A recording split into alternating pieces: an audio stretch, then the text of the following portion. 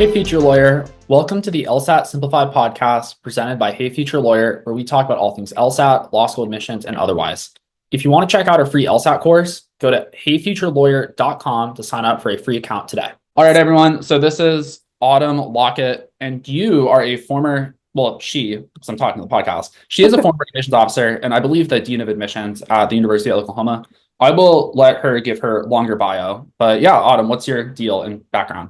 Yeah, hi Ben. Thanks so much for having me on the podcast. So I'm Autumn. I'm the founder of Grad Missions, and I help future doctors, I do med school too, doctors and lawyers stand out in their application process. And I like to consider myself the reverse gatekeeper.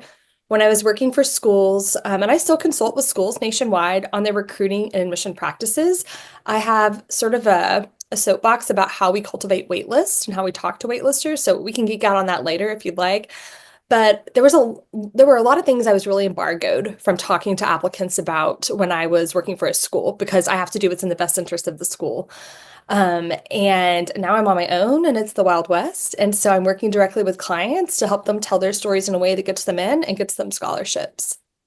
Nice. So now we're on the same team. I've been actually known for being a little bit cynical towards admissions officers, mostly just in stating to applicants that their incentives are not aligned.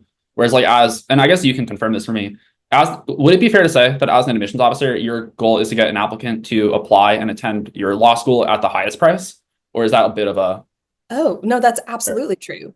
Yes.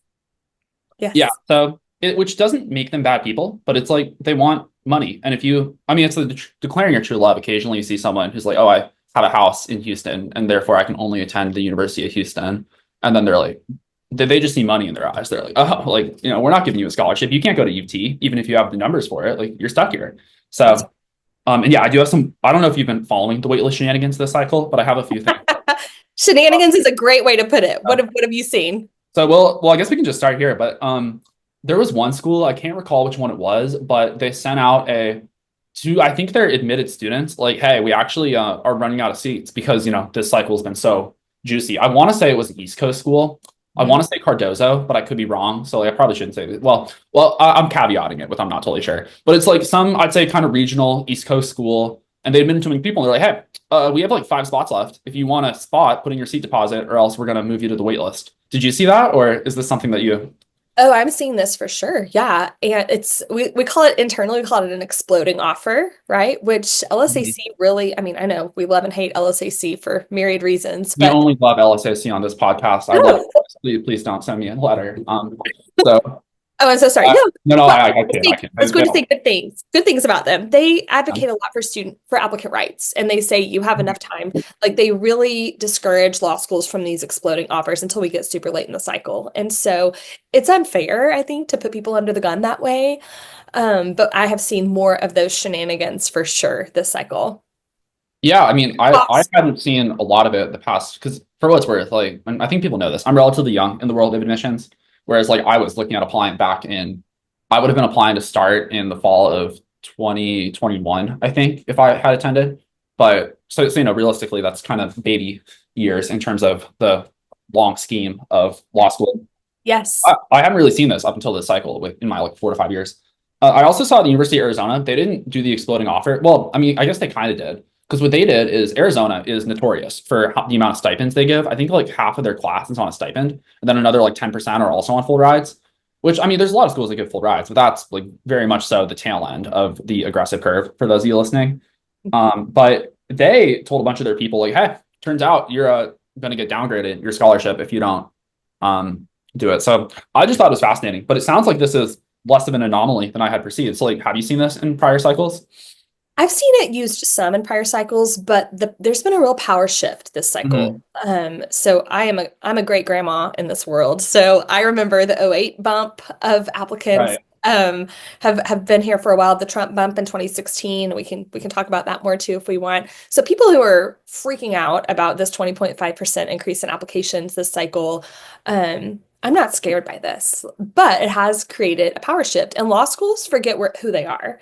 So law schools have been in time. I've worked at law schools, at times when LSAT takers decreased by half, and we were scrambling trying to. Oh, sure. When was that? Post 2010-ish, in that kind of early teens? 2013 to 2015. Okay. And we would go to LSAC annual meetings and, between cocktails, we'd be wringing our hands together. Like, how are we going to seat our class? We do these annual meetings into May 1st of June every year.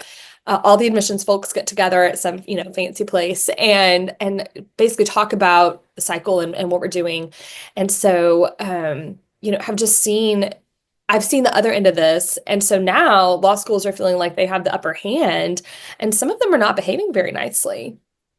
Yeah. Well, I think it was kind of, the good circumstances. They don't change their character. They just reveal what was always there, at least at some of the schools. Yep. Which is like once again, there's a lot of people in admissions, and I think to just boil it down to like they are bad people is a total misunderstanding. It's just incentives, and their incentive is they have to balance the budget. Some of these schools are net drain. Like I have to imagine Arizona, this is a long-term play where they're trying to climb the ranking and become more prestigious by, attracting higher medians and play the ranking scam. Because there's no way that the university is just cool with them paying for half of their law school class every single year with a stipend. Because even out of the students paying tuition, it's like 28K, or like it's like really cheap for a law school. So I don't know. So I don't know how deep in the weeds you want to get, but for some university systems, the law school is a bell cow, right? It is just a way to build prestige, rise in the rankings, and they are fine with not really making any revenue off law students. They want it to help them gain national prestige. There are other law schools that are there are other university systems that their law schools are part of the mainline undergrad main campus budget, and they have quotas that they have to meet. And so admissions officers who switch from one kind of school to the other, because there's a lot of moving around of admissions folks in law school admissions, and it can be a real head jerk moment when you realize, oh gosh, like I don't have the kind of spending opportunity to recruit the student as I used to at my old school. Yeah, no, I mean, that makes total sense. They're in different circumstances. Obviously, there's like the tippy top with like Yale, Harvard, Stanford, where they don't even play the whole we're going to pay for high LSATs and high GPAs game. Which, maybe Harvard will have to change their tune on that when people keep going to Chicago for full rides, because they're not going to. But I think it's also a good point that like as an applicant, you shouldn't freak out necessarily. Like I had people apply this cycle with like I had someone get into Harvard with a 173, I think, which like don't get me wrong, that's a 173, but that's below median by a point or two. Yeah. And this was someone who had, I'd say, pretty reasonable work experience. I also had someone who got into multiple T14s below median and then full rides from like some of them. I mean, not full rides where she was below median, but full rides at T14s with like a 172, which don't get me wrong, these are good numbers, but they're not like, holy crap. Like if you were on Reddit, you would think that you would get rejected from in fact, today's the April 30th, April school release date, funnily enough. And I got an email this morning from a girl who scored 172, 3.91 from the University of Chicago, has worked in consulting for, I think, 1 to 2 years. And she's worried she won't get into a T14. And I'm like, you're fine. Like, I mean, obviously write well, like you need good essays, but like if you execute, you're going to have fine offers. So. Okay. Your person who got in, I'm curious, did she apply in September? No. So I had to yell at them so much this cycle. I had a lot of people who were, it actually blew my mind because this is the first year I've done first and last year, for those of you listening, that I've done like real volume with admissions consulting. Because as Autumn can speak to, this is not a part-time gig. It is very much so a real drain of resources. Not that I don't like doing it, but unless like I know you personally, I'm probably just not going to do it. Like I'll work with a couple of you if like we're friends, but otherwise like, and by friends I mean like LSAT friends, not actual friends. But yeah, so I yelled at them all, and they still applied in like October. But it definitely was like October for all these people. It wasn't like, I mean, it's crazy. It's like, be ready to go. Like we're working on it all summer, and then they're like, oh, it's October 15th. I just submitted. I'm like, it's not terrible, but like, why didn't you apply earlier? Like you could have. I hope you like the wait list, especially in a cycle like this. There are going to be a lot of holdovers from this cycle. I was on a call right before I hopped in with you with a Berkeley, one of my Berkeley clients who is trying to decide if she wants to take kind of her like hold your nose and take that admissions offer and go there school, or if she wants to apply September 1 and try to get a better school. And I think she's going to work with you and get her LSAT better. But but it's just a different landscape. I mean, even applying October 1 versus September 1 is a completely different experience, especially in a heightened cycle like this.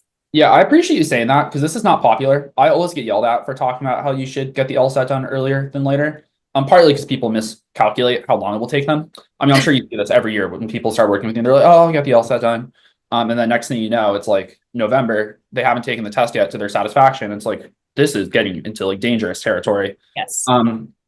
But yeah, it's unfortunate because like And obviously, I think in some cycles it kind of can work out, which leads to the misunderstanding that because, like, for example, in those very applicant heavy power dynamic cycles, then sure, like schools are still looking to fill things up. But I Yes. think it was one of the big consulting companies, which we will not name, nor will we speak positively of, but they do a lot of data tracking, which I appreciate as someone without the same resources. And I think all like at most of the schools, most of the offers of admission had been made by like January. Like they were like out of offers, like they had all been sent out. So Right. if you're listening, I mean, I don't want to say rush, but also like it does matter, and you shouldn't be putting this like too many. And if you've listened to podcasts, I'm sure you've heard this. Like I'm always yelling about people like, "Hey, you don't think you're running out of time? You are running out of time." But like seriously, like you all need to get going.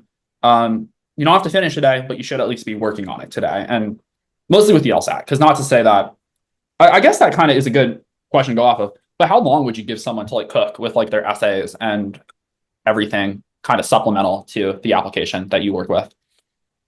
So I think it depends on the complexity of the story we need to tell, how many additional essays, addendum. I know you wanted to talk about addenda at some point. But the longer you let those essays marinate, the better they're going to be. You're going to be able to return to them with fresh eyes.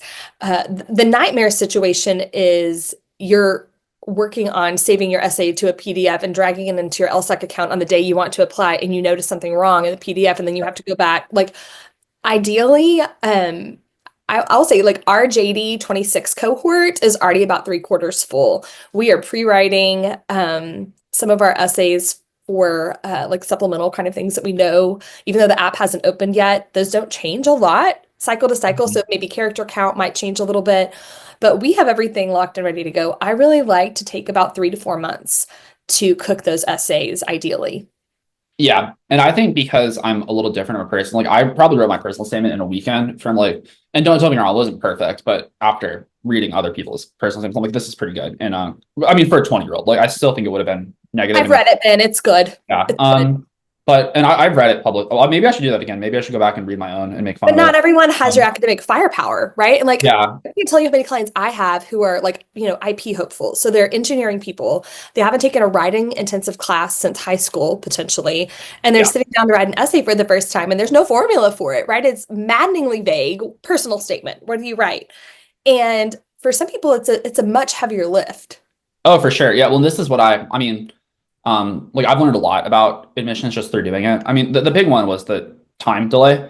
And I don't know if you have this with your process, because I was pretty not hands off, but like I would check in like once a month, be like, hey, how are things going? Because it was kind of more like I'm here whenever you need me, but like I'm not also not going to hound you, which I think is a little different. I think you're a little bit more in people's business when you work with them, in all the positive ways. Sorry, it looks like the video froze. I thought you were really giving me a look, but that's just Zoom. Speaking of which, Sorry, okay. I think I glitched real quick. Sorry. Yeah, no, I think I filled the space well enough. But yeah, so anyway, well, I totally lost my train of thought. But yeah, I mean, a lot of people, what I was saying is I was pretty out of people's, not out of their hair, but like very much like I'm here if you need me. I will check in with you like once a month with like one email, like, hey, like how are things going? Like, do you need to like check in? And yeah, a lot of people go AWOL when you kind of do that, and they just like don't work on their essays, and then for a week they're just like, can you edit things? Like I edited it 1 hour ago and you haven't updated it. It's like I haven't heard from you in 2 months. Like, I'll get it back in like 24, 48 hours, but like, and I strong arm my clients a little bit. So we have yeah. mandatory every other week check-in calls until all of your apps are submitted. So I'm the admissions mama. So like we're gonna check in, and if you don't show up, like you're gonna get a phone call from me. So and a lot of times clients sign up with me because they need that kind of accountability. Right. Well, and I think that's the advantage in terms of what you got, because while obviously you don't necessarily need that, I think a lot of people do. And it's one I of the things where it's funny because like, and this is what I've gone through with like teaching LSAT is it's like, okay, here's what, and I think it's one of the large problems in the LSAT landscape is a lot of these people are generally pretty smart to begin with. And it's like, often it's one of the hardest things with hiring people. It's like an LSAT score is not sufficient to hire a tutor. Like I need to actually talk to them and see, can they talk through it? Because it's just like, they're like, oh, it's obviously B. I'm like, yeah, I get that. Like, I get it's B too, but like you're talking to someone who like can't read and like trying to explain to them like what this sentence means and breaking it down. I know you can do it, but like, anyways, it's just kind of fascinating. So it's similar in the admissions consulting, and I don't really like the word consulting or coaching. I really like mentorship. I know Okay. that it's semantics, right? It's wordsmithing, but I just have this like negative connotation because I had high school coaches who tried to teach me science and it just did not go well. Like I'm not a Sure. coach. like I'm a mentor. But there are people in this arena helping people with applications who don't know why they got into the T14 or the Oh, for sure. T3 The school. T14 admin who just started doing consulting on the Right, side. I'm doing consulting. I'm like, Yeah. you know, I got you in, but you don't know the calculus. Like, you can only see the upper side of the weaving. You don't know all the strings and ties underneath it. And so, zooming out, someone who's done this for 13 years, who's read 25,000 personal statements, literally hand to God counted them 25,000 personal statements. Mhm. Like, I see the overarching, and I do follow the data.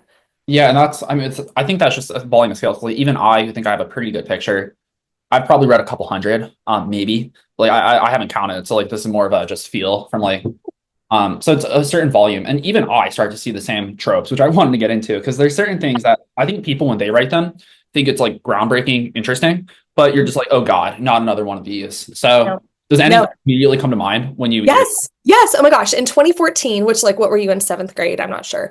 Yeah, it's like eighth grade. So So while you were like slamming Mountain Dew and Cheetos, somebody on the internet told folks to start with a quote by your favorite theologian or politician or but that's still lawyer, around. People still do and that. then that Yeah. your whole like write your whole essay around what that quote and how that quote applies to you. And I cannot tell you how many times people would quote someone, and then the people on the admissions committee are tenured law school faculty. And so what if the politician that you quoted is someone who they You've like got like Newt Gingrich loathe? in there or like Yes. AOC. Like people have opinions and yeah. Oh, and law school professors famously have a ton of opinions, right? Like tons of ego. Anyway, so it's just it's not if you have read about it online, so has everybody else. Yeah. And And I'm what yeah. curious because so when did you start doing it? Like what was your first year of law school admissions?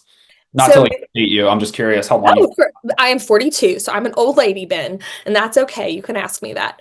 So I actually helped my husband apply to law school. That was kind of my first foray. I had been a have. teacher, and he applied in '08, like right in that '07, '08 recession, like bubble. Like it was like they were dragging chairs into one-all classrooms because it was sort of like this, right? There were Yeah. teachers who applied to law school. They were praying people would fall off and go to pharmacy school instead, which actually happens. I've had people decline my offer to go to law school to go to pharmacy school. That's a thing. Can you Sounds imagine? like a good choice. I But know, I know. I could of course, but also So like I did that just like remotely and kind of watched what it was. And then I actually started working in the admissions office in 20 between 2011 and 2012. We were doing okay. a study abroad in Switzerland, actually.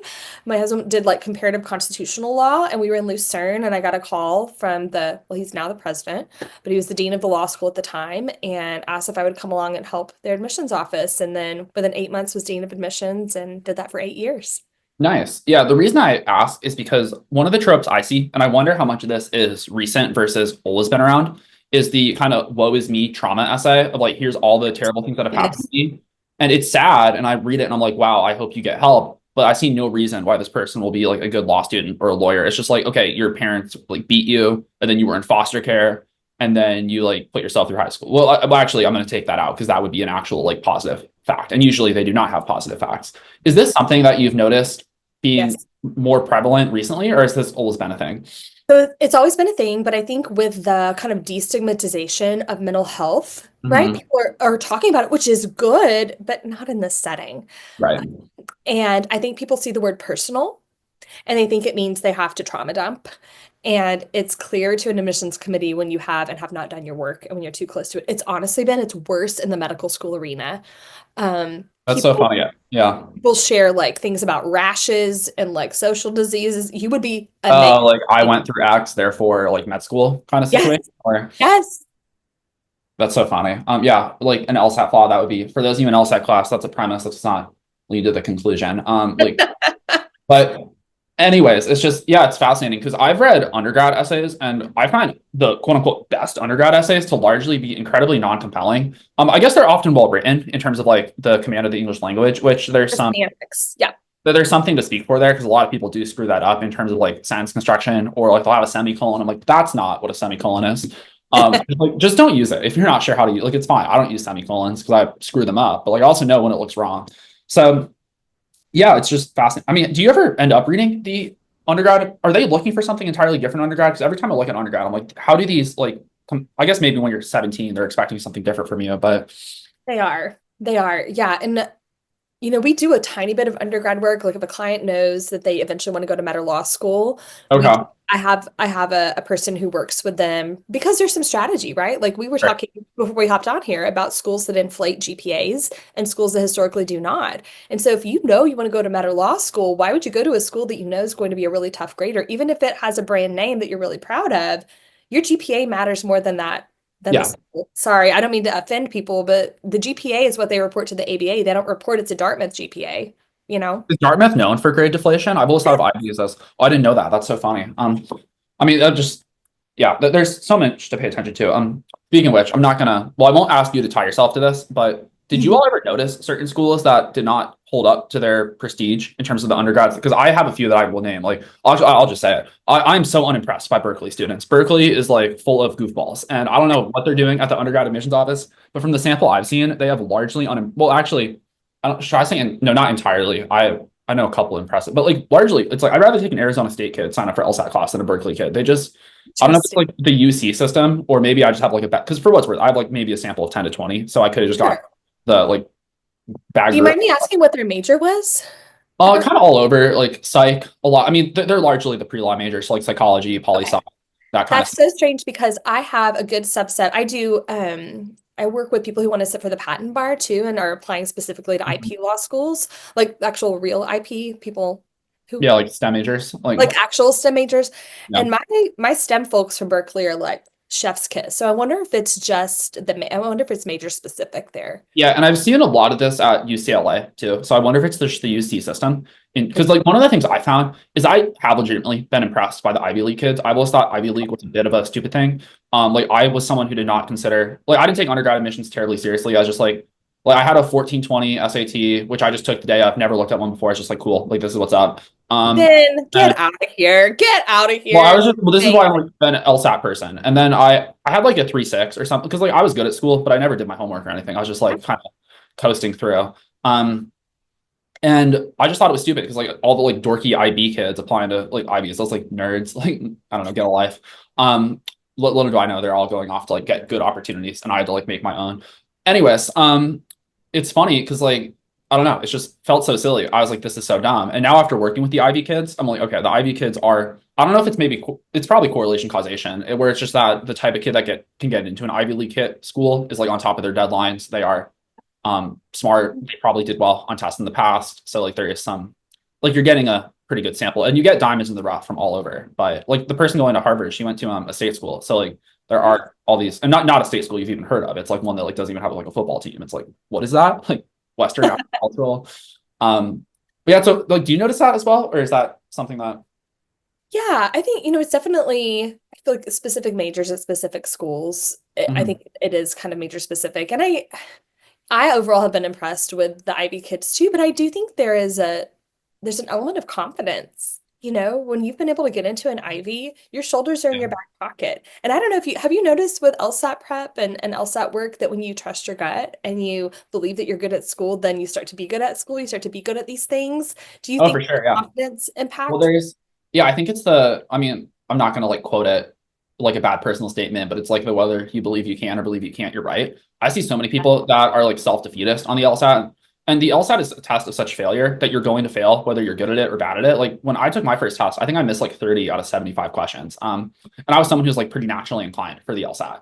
And if you go into that with the mindset of this test is impossible, I'll never get it, you can look at that and go, okay, it is impossible. I missed almost half the questions. I'm an idiot. And a lot of people do that and hence never let themselves like marinate or cook with it. And they Yeah. just don't get anywhere because like you're going to see the failure. So if you read out of that failure, therefore I'm a failure, you're just going to quit. And like That's a it takes a while. Like it takes often 3 to 6 months. And if you're going to give up after 3 weeks of not jumping up 10 points, I don't know, you're just never going to get there. And I see like most people that don't improve, it's because they quit. And I see it like all the time. It's partly, I think, a work. that's good because they're not ready for law school. Yeah, like bar exam questions. I've never taken the bar. I've always thought maybe I just should to like prove that it's not that hard. 'Cause people always ask me about bar passage. I'm like, it's not You like should I don't take think California, Ben. I think I'd do fine. But like if that 17-year-old girl who went to a non-ABA school can do it, I'm pretty sure. No offense to her. If you want to hear me like hate on an actual child, episode 99 of the old format is me yelling at the child. It is this whole like news story. Some like kind of tiger parents force their kid to become a DA at She's 17 at the DA's office. It's like there's no way they're letting her sign off on anything. That's like a lawsuit No. to happen. Like you lock someone up with a 17-year-old.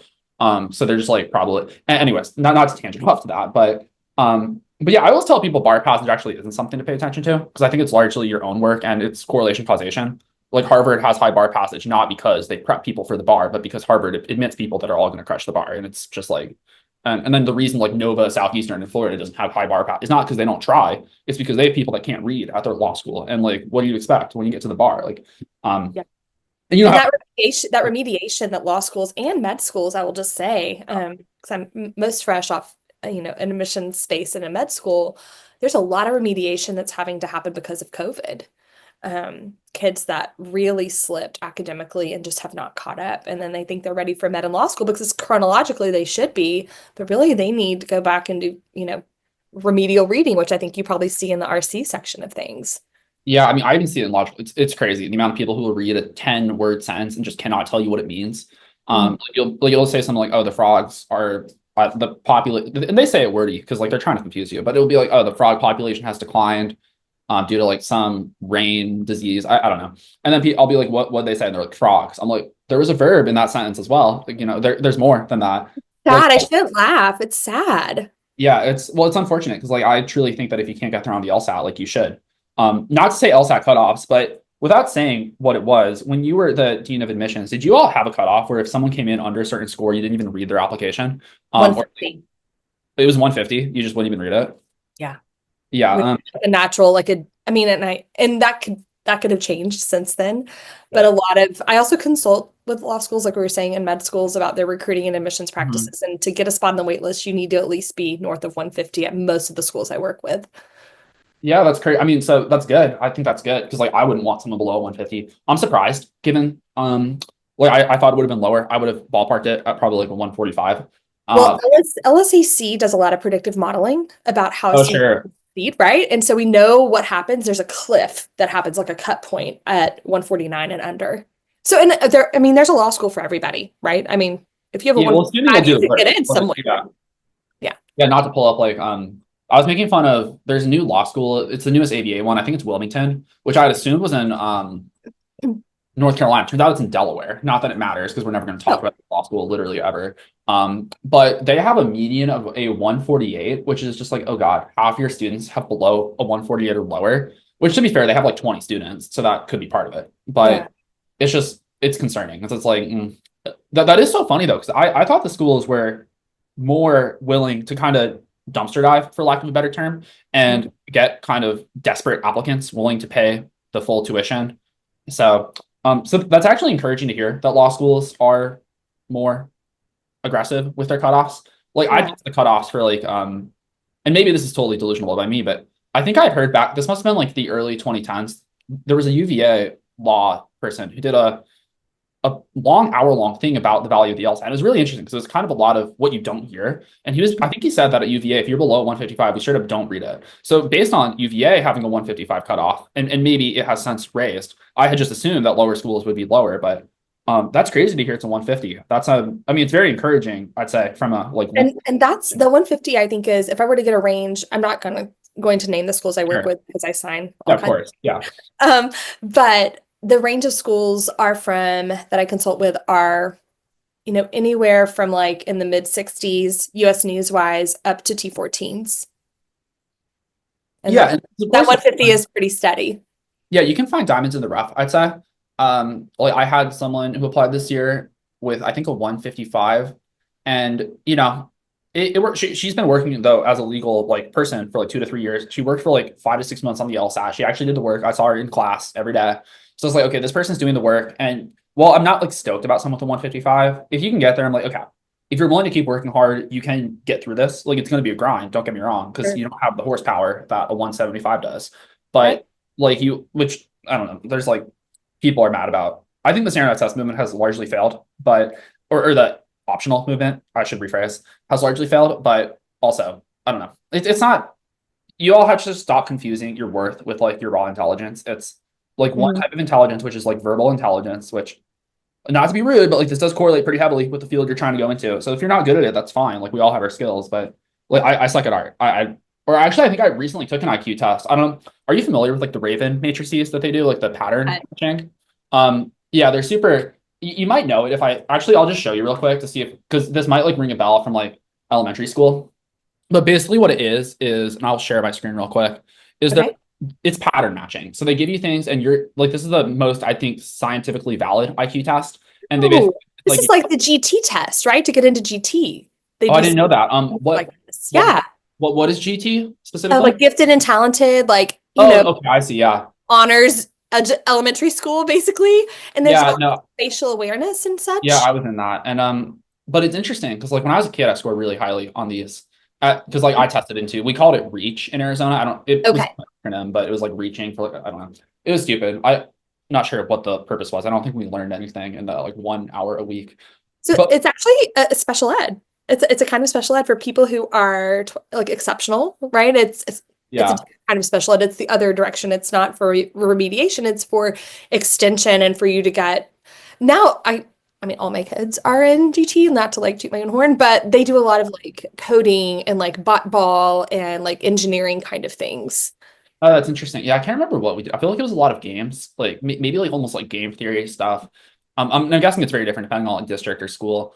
Sure. Um, but yeah, I mean, school was incredibly boring when I was in elementary school because it was like it was so simple. It was just like we'd have like a vocab worksheet and I'd be done like 10 minutes into the day. It's like, all right, so we're just gonna like screw around for the and they also at my school, this is a really dumb thing in hindsight, but they put all the gifted kids in one class like every year. So we'd all be together every year. So we would all be done with our work with nothing to do and we all knew each other year after year. So like we would just like kind of goof off for like Around. Yeah. Yeah. um, but anyways, it's just fascinating because and people say these are like culturally biased. I'm like, please explain how this is culturally biased. Like it's but oh sorry. The whole point I even brought this up is like I took one recently and like I didn't do that awesome. So like it's like I mean, I think I came down as like slightly above average IQ, like somewhere from like 110 to 120. I have no idea how like valid it is, but I don't know. It's like don't like it's like I'm not Einstein level, and that's okay. Like it's not it's like I didn't choose it. You just get like your early childhood experiences, which you don't choose. You get your genetics, which you don't choose. Genetics Um, is a big part of it too. You know what's so funny that this remind me of? We pay a lot of attention to kind of like which students we think are going to be a problem. We kind of yellow flag them just sure. to let people I know. know what you're saying. You don't have to You know what go. I'm saying? Like it's just you can just kind of tell like this one's going to be tricky. And when we monitored student success, and this isn't just at my law school, this is at lots of law schools, one of the most likely indicators of a crash and burn in the 1L year is a National Merit Scholar. Hot take. Were you a National Merit Oh, Scholar? Ken? I don't even know what that is. So, Oh, okay. So a National Merit Scholar is someone who like scores a specific like score on the PSAT, and so basically they get courted by undergraduate institutions. Like these are just super, oh, super I good see. stakers. Like they're very academic and they're hard workers, but a lot of times you get to that 1L year is like it's the great equalizer, you know? And when you come in and it's for some of these kids, it's the first time they've ever really had to study. They've ever really had to work hard at something. And for some of them, they'd never make it past the LSAT. And I heard you talking about that. But for some of them that do make it through, then they get to 1L and they get Yeah, it cold doesn't called and they're end. not ready. Yeah. So it's interesting that you were talking about kind of giftedness and academic firepower, but you still have to do the work. Yeah, Whether well, that's it's 175 or 155, you've got to be ready to go. well, it almost does backfire because like having been, I'd say, really naturally talented, I didn't really have to work hard up until well, I always did work hard just at things that I thought mattered. I never thought school mattered. My parents were not, I mean, they're both highly educated, but they were of the mind in parenting that like we can't force someone to do something. Like he's gonna have to want it. And so like they never like there was no speak of like you have to like get good grades to go like an Ivy League school. It's just like, go to school and it's fine. Like I got a D in my senior year in AP statistics because I just stopped going. I was like, this is stupid. They don't report attendance. I'm not attending. And I actually had to explain to my like university why that happened. But also it's fine because like I transferred out That you got a D in statistics when like we know that the LSAT was developed by statisticians and philosophers. Like you're just thumbing your nose at them now, aren't you? Oh well, I for sure could have understood it. I just didn't. I never tried. Like it was definitely conceptually easy. Well, because that's the other things. I've become a big believer that things in this life aren't as hard as people make them out to be. Just no one's willing to do the work. Like it's like the same thing with the LSAT. Like, I just don't see someone who studies day after day for 6 months and doesn't score like a 160. Like it just doesn't happen. The issue is there's all these people that claim they study. I mean, I had a girl email me and she told me she's been studying since 2017, 8 hours a day, and doing this like since, which is what, 8 years. Like she should have a PhD in LSAT by now. And she's like, and I'm scoring in the 120s. I'm like, okay, so you're either a chronic liar or you are genuinely disabled. Either way, like I'm not taking your money. Like I hope you have, which like I don't know, it's like hard. And then she got really bad when I told her that, but it's like something's off here because like there's no way that you would. That math ain't mathin'. Mm-mm. Yeah, it's like I haven't done that much. I haven't done 10% that much LSAT, and like I'm an LSAT professional, like done 99.99 percentile more than like everyone on the planet. So yeah, but that's really interesting though. The other thing that I want to talk about is obviously with rankings, that is something that applicants pay a lot of attention to. Do the law schools try to manipulate their ranking via admissions? I know it's gotten harder as they have changed. Yes, of Okay. course they do. And I'm not talking specifically about any law school, but just As a general, yeah. in generally, like you have to play the game unless you're Harvard, right? And you can just opt out. You Yeah. have to play the game. And even if like your own leadership at the law school theologically doesn't really care that much about US News ranking, your alumni do, right? Mhm. Your donor base does. And when you slip in ranking, then donors start giving money. Well, then you can't, it's just this vicious cycle. So, okay. And where I want to go from that is based on what you've seen, and obviously your sample is not all inclusive, but prior to the cycle starting, like, is there generally speaking, a powwow in like August or like July where they set median targets based on the data they have? Like, here's what we want to get LSAT wise, here's what we want to get GPA wise. 100%. Yes. Absolutely. There's an index and a formula that schools use, and every school has their own little, like, home cooked, I home. love index numbers. This is my favorite fact about law school admissions that no one talks about. And it's just Okay. like, You want to talk data? Talk data to me, Ben. Let's go. well, no, I mean, I don't actually care what they are. What I Okay. care about is that they exist. And the fact that they exist and that law schools are sorting you based on just your LSAT and GPA prior to even looking at your name or what undergrad you went to or all these other things, to me, just means that they bias you. Like you're already biased in terms of what they're going to do. Not to say that you can't change the narrative, but like the narrative has been set from your application being received. And so I think people just misunderstand that because, well, I'll actually I'll mention this person after we get off, but there's someone who has pioneered the phrase double low on, you might know who I'm talking about, on Instagram. He caters to minority applicants. It's actually really shameful, I think, because he went to like a for-profit law school and I'm guessing like never passed the bar. I mean, he may have passed the bar, so I shouldn't say that. But his advice is terrible. Like the guy has no idea what he's talking about. And I've like read his essays that he's put out there. And it's pretty gross. But yeah, double low. It's just like, okay, so you have like a 144, 2.5. Like I don't know. It's like you should get rejected. And it's funny because it's like he's saying like, oh, you gotta like your application is missing something. You gotta like write an addendum. I'm like, buddy, no one's reading the addendum to a 145, 2.5. Like because here's the other thing.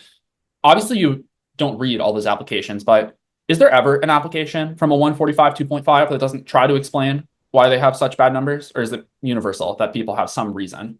I mean, some of them are really delusional and won't explain it. They're like, here I am, take me, I'm special. But no, everyone has a sob story. Everyone has a woe is me. A lot of times, if they're applying with those numbers, then they don't have a great sense of reality. And they're willing to just throw good money at a rejection. Like, you're going to get rejected. Look at the school's website, talk to the admissions officers, and do what they tell you to do. No, they're not going to, they all have a similar sob story. Yeah. Not to be inhuman, the point of me asking is just to illustrate that your sob story is not different.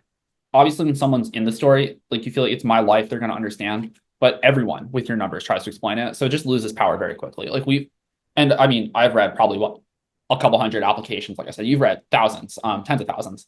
So people get really, I'd say, calloused to these common reasons of like, oh, my teacher was mean to me, or like I had a breakup, or like just reasons. It's like, okay, so, but like this person did too, and they have a 4.0. So like, why didn't you figure it out? It just, to me, it comes off as like for lack of a better term, like you didn't have your stuff together. That's right. That's right. Or you like apply with, you have a lower GPA, you haven't done your work on the LSAT, and you're not willing to retake it. Yeah. If you're not willing to do the work, then you're going to get rejected.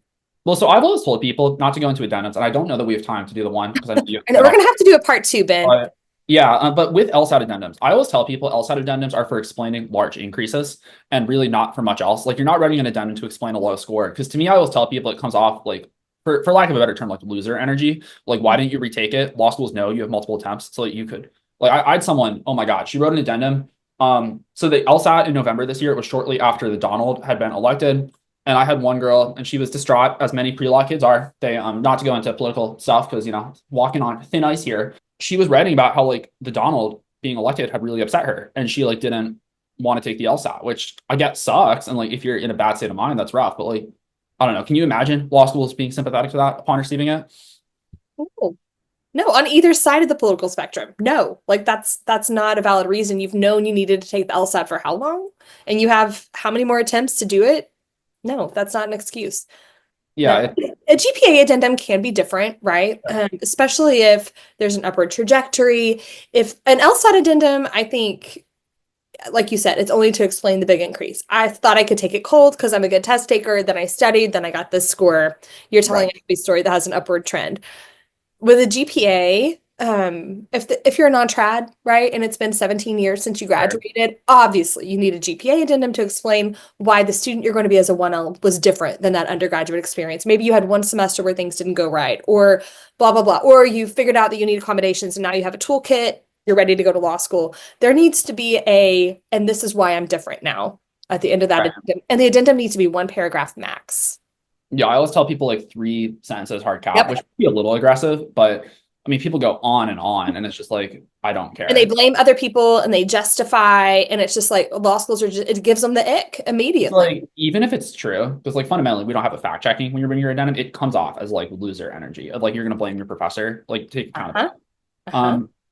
And yeah, I had something that came up with that, but it's escaped me. So, anyways, yeah. So real quick, just to give like the kind of longer spiel on what you do, what do you offer for folks if they do want to work with you, and how do they get in contact with you? Yeah, gradmissions.org is the best place to go. gradmissions.org. We offer a free 20-minute application strategy call where you fill out a little bit of homework and then we hop on and you'll meet directly with me. We're boutique, so we're hands-on. And so we would just do kind of a high level, here would be my plan of attack for you to apply to law school. And that's free. There's no hard pitch, hard sell. If I think we're a good fit, I will invite you to work with us. If you're applying in this upcoming JD 26 cohort, we have some seats left. And so it is you and me mentoring until you're at orientation, basically. So we build a list. Our work starts with a 1-hour intensive. We scaffold your personal statement, a perspective statement if need be, any of these addendums, create a resume, work with you on getting the best LORs. There's a lot of strategy behind that. And really, we weave a brand. It's about branding. It's so competitive. And so you have to know who you are and be able to get that across in your application. And here's the quick thing I wanted to say too. Your application to law school, I know you talk a lot about getting tuition rates down, right? Because you get a good LSAT score. Your application to law school is also your scholarship application. And so when I'm reading an application as a dean of admissions, I'm thinking, which donor can I sit this person next to at a dinner this fall? And so when you just kind of throw together an application and you don't look prepared and we don't know who you are, we don't know your values, we don't know your branding, we don't have a cohesive narrative, it's harder for me to see you as an admitted student with a scholarship offer paired with a donor. So that's really what we're aiming for when we work with someone. We meet every other week till your apps are submitted, and then we meet monthly, but we're available, for PRN kind of as needed, check-in calls, unlimited email and text until you're at orientation. Yeah, and I will endorse it. Consulting, I think there's a lot of, mentorship, however you want to call it. It's difference without a distinction, really. Absolutely. But anyways, I think there's a lot of, I don't want to say negative connotation towards it, but after reading a lot of your guys' essays, I will tell you that most of you need help, even when you think you don't. I can't tell you how many times someone sends me an essay to be like, just final check since I was in LSAT class. Like, I'll give people a look over, and like 8 times out of 10, I'll be like, start over, like wrecking ball. This is horrible. Like, you need to go. And so like, obviously, I would say that if you're considering it, it's at least worth having a chat, just because you guys screw things up rather fantastically. Some of you are capable of it, but most of you are not. And you should, well, I guess for best outcomes, it's like, yeah, maybe you spend a couple thousand on like admissions help or a few $100 for like an essay. But in the grand scheme of things, if it saves you hundreds of $1,000s in tuition, it's very much so worth it. That's exactly it. And we also help with scholarship negotiations, which even in this tough climate, we have seen tens of thousands of dollars in jumps in scholarship negotiation. Sweet. And I will also link all of Autumn stuff in the Thanks. show notes, just so that's really easy for people to find it. If you enjoyed what we talked about today or learned something new, please leave a review or a rating. It really does help us out and helps us reach more people.